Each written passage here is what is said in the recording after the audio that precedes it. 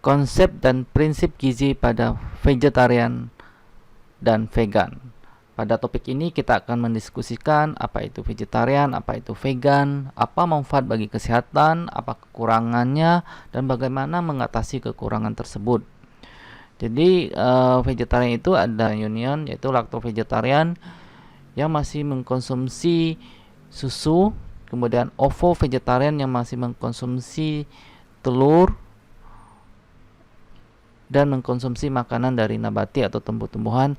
Kemudian lacto-ovo-vegetarian yang masih mengkonsumsi makanan tumbuh-tumbuhan termasuk susu dan telur. Kemudian yang terakhir adalah vegan atau strict vegetarian. Jadi seseorang yang dalam dietnya tidak mengkonsumsi pangan hewani seperti telur, susu, dan olahannya. Apakah diet vegetarian sehat? Zat gizi apa yang perlu diperhatikan pada vegetarian dan vegan? Secara umum diet vegetarian kita katakan adalah sehat. Beberapa alasan mengapa diet vegetarian dapat dikatakan sehat disebabkan hasil penelitian menunjukkan bahwa dengan menerapkan diet vegetarian dapat menurunkan risiko penyakit tidak menular atau PTM, antara lain hipertensi, penyakit jantung koroner, dan lain sebagainya. Penerapan diet vegetarian sebagai makanan sehari-hari juga akan menyediakan pitonutrien atau pitosemikal seperti isoflavon, lycopene, dan sebagainya yang merupakan zat yang bermanfaat bagi kesehatan. Namun demikian, jika penerapan makanan pada diet vegetarian dan vegan tidak diatur dengan baik, maka akan menimbulkan efek yang kurang baik bagi kesehatan kita. Jadi pemilihan makanan yang berasal dari tumbuh-tumbuhan, telur, susu yang mempengaruhi ketersediaan zat gizi dalam tubuh kita akhirnya dapat mempengaruhi kesehatan kita.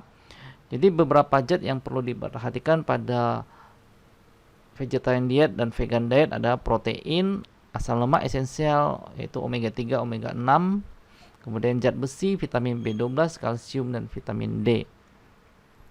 Kita akan membahas mengenai protein, merupakan zat yang paling penting dalam jenis makanan sumber protein. Harus dibatasi jenis pada diet vegetarian. Indikator cukup jumlah protein pada diet vegetarian ini adalah jika terjadi keseimbangan nitrogen yang positif serta memenuhi keseimbangan kalori. Untuk memastikan cukup atau tidaknya protein, kita perlu mengkonsumsi dan melihat jumlah yang kita konsumsi dalam sehari-hari. Jadi untuk vegan, rekomendasi secara umum kebutuhan protein sedikit lebih tinggi daripada non-vegetarian, yaitu 0,9 gram per kilogram berat badan. Jadi misalnya beratnya itu 50 kilo, jadi kita perlu mengkonsumsi sekitar 45 gram per hari. Untuk meningkatkan kualitas protein, maka dianjurkan aneka sumber protein, terutama pada vegan yang memperoleh protein yang berasal dari sumber protein nabati. Contohnya adalah kacang-kacangan, tahu, tempe. Untuk mengatasi makanan perlu dikombinasi dengan makanan lain sehingga saling melengkapi atau komplement kekurangan yang didapat untuk mendapatkan protein dengan kualitas yang terbaik.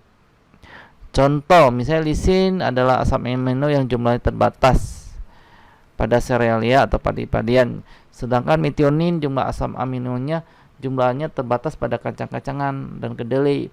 Sehingga seorang vegan jika hanya makan nasi, maka individu tersebut akan kekurangan asam amino lisin. Karena itu seorang vegan hendak mengkonsumsi nasi yang dicampur dengan kacang-kacangan sehingga asam aminonya akan saling melengkapi menjadi protein yang berkualitas baik. Ini contoh kombinasi makanan asam amino esensial yang lengkap ada padi-padian dengan kacang. Misalnya nasi dengan kacang-kacangan, sup kacang merah dengan roti bakar, atau lentil dengan nasi. Kacang-kacangan dengan wijen, misalnya kacang dengan wijen, padi-padian dengan susu kedelai ini. Kemudian lemak. Asam lemak esensial yang tersedia dari makanan nabati adalah linolate atau omega 6 dan omega linolenic acid N3, sedangkan rantai panjangnya adalah omega 3, EPA dan DHA tidak tersedia langsung dari sumber nabati. Sumber langsung omega 3, EPA dan DHA adalah lemak ikan laut dan mikroalgae tertentu.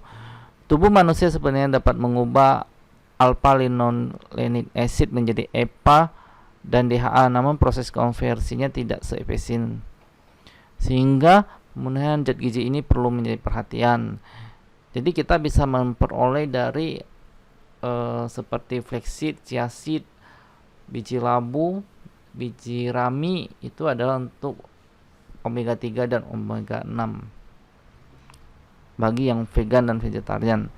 Kemudian zat besi, ada dua jenis zat besi makanan nabati yang disebut non-hem, sedangkan yang berasal dari hewani adalah zat besi hem. Faktor yang meningkatkan absorpsi zat besi non-hem adalah vitamin C. Misalnya terdapat di jambu, jeruk, citrus acid, kemudian produk fermentasi kedelai. Status zat besi di dalam tubuh juga mempengaruhi absorpsi kedua jenis zat ini. Hasil penelitian menunjukkan bahwa zat besi tidak berbeda antara pemakan sumber hewani atau omnivora dengan vegetarian. Kandungan zat besi pada vegetarian diet yang terencana dengan baik dapat melebihi kecukupan zat besi yang dianjurkan. Kemungkinan simpanan zat besi yang terendah seperti yang diindikasikan oleh ferritin memberikan konsekuensi vegetarian berisiko anemia jika dietnya tidak diatur dengan baik. Kemudian vitamin B12 secara alami diproduksi oleh mikroorganisme dan bakteri saluran cerna, serta diproduksi oleh fungi algae. Karena itu hanya produk hewani yang mengandung B12. Jadi produk nabati yang mengandung trace vitamin B12 seperti tempe, kemudian produk yang difortifikasi, beberapa produk yang dipromosikan B12 untuk vegan, misalnya diet makrobiotik, ternyata misalnya produk kedelai, miso, tempe, shiitake, mushroom, algae merupakan bahan yang mengandung vitamin B12 analog. Sumber vitamin B yang terpercaya adalah makanan yang difortifikasi, misalnya sereal, yes, kemudian daging buatan, minuman kedelai yang difortifikasi B12, kemudian suplementasi B12. Untuk waktu yang jangka panjang dilaporkan vegan memiliki kadar serum B12 yang rendah, karena itu umum waktu yang lama akan timbul defisiensi B12. Kebutuhan B12 dalam sehari adalah 1-2 mikrogram per hari. Sangat penting untuk ibu vegetarian mengkonsumsi suplemen B12 untuk menjamin asupan vitamin B12 untuk janin dan bayi yang cukup. Kemudian kalsium. Sumber kalsium yang paling umum ada dari susu. Kemudian intake rata-rata vegan lebih sedikit. Sumber kalsium pada tumbuh-tumbuhan banyaknya di sayuran, bayam, sweet chard, bean green, rubat, brokoli, kol, mustard, turnip, legum, kacang-kacangan sumber kalsium. Kemudian wijen juga sangat tinggi, 10 kali lipat lebih tinggi daripada susu sapi. Kemudian vitamin D dan zinc. Vitamin D bisa didapatkan dari eksposisi sinar matahari yang adekuat, yang dapat memproduksi vitamin D yang cukup. Untuk vitamin D pada vegetarian didapatkan dari fortifikasi seperti susu kedelai, sereal.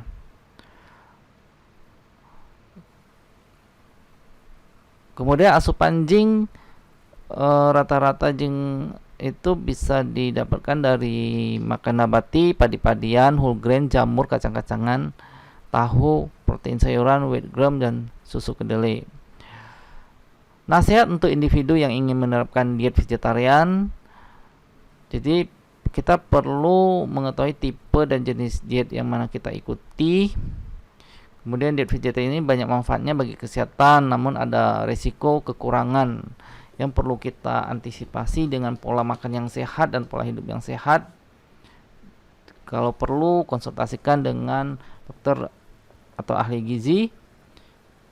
Jika menerapkan siklus diet vegetarian, perhatikan siklus kehidupan, misalnya ibu hamil, ibu menyusui, pada saat pertumbuhan, yang perlu mencukupi gizi yang cukup. Jika menerapkan diet vegetarian, maka makanannya harus bervariasi setiap hari, berwarna-warni, diganti-ganti.